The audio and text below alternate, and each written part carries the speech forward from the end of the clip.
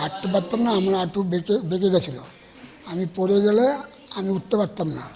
আমি এখানে আসি অন্যতম নার্সিংহোমে এসেছি, অনমাল্য দে তার কাছে আমি এসেছি, তখন আমার চিকিৎসা করে। আমি চিকিৎসাতে আমি ভালো হয়েছি, আজকে আমি হাঁটতে পারছি, আমার অসুবিধা আর হয়নি।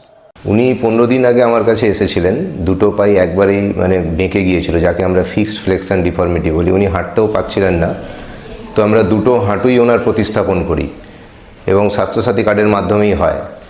তো এর পরবর্তীকালে উনি আজকেই হাঁটা শুরু করলেন এবং দুটো হাঁটুই সোজা হয়ে গেছে এবং উনি স্বাভাবিকভাবেই হাঁটতে পারছেন।